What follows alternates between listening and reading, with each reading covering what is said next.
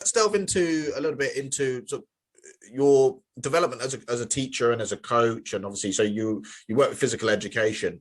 Like, what's been your main like transition in philosophy, I guess, over the from going, you said about balls and bibs. Like, what was the main transition of you from when you first started to where you are now? Like, maybe like a little in terms of looking at yourself reflectively. It's a very good question.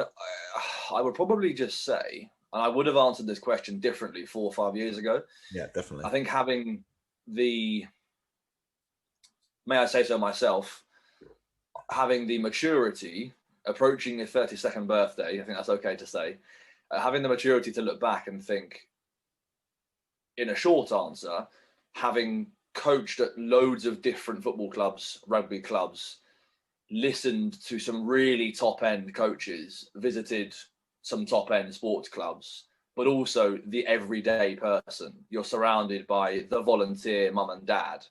You're coaching young boys and girls who are, you know, the definition of grassroots, but you're listening to coaches at the top of their game.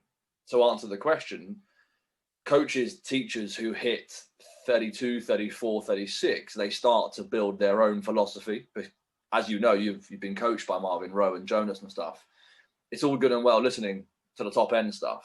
It doesn't apply to everyday school stuff.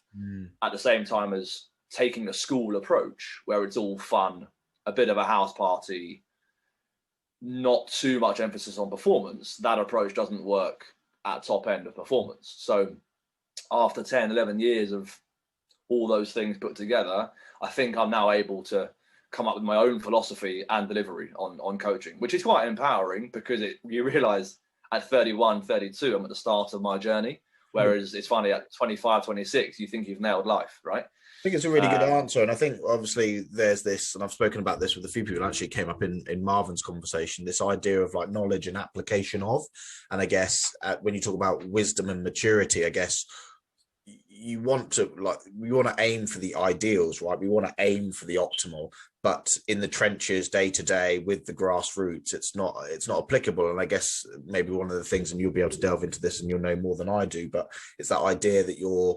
trying to apply maybe one or two things that the athletes at the lower level can take away. And I guess I shouldn't say lower level, I should maybe say at the younger level, because I guess it's things that you're trying to instill in them early so that then those habits, and we spoke about processes offline before, but this idea that those habits and processes then kind of ingrained at the start, would you say? Very much so. And that has been a big, how can I describe that? It's been a big switch in approach, a change in approach in the last, I'd probably say quite recently, 4 or 5 years, to going very much player-led.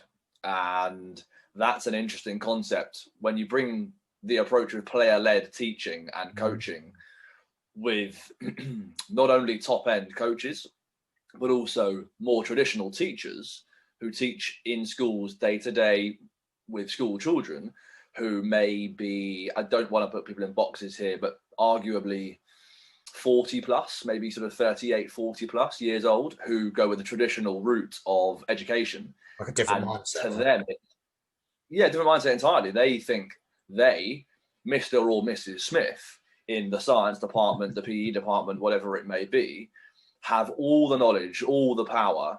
It's the old chalk and talk approach. Listen to me, I know all the answers, do what you're told. Yeah. Whereas the player-led approach is teachers and coaches, no matter what level to some degree, sitting back, letting go of control, drop your ego and give players the decision-making power. And all we do as teachers, coaches, backroom staff, whatever that may be, is we guide the mistake making and guide the success so that they learn earlier.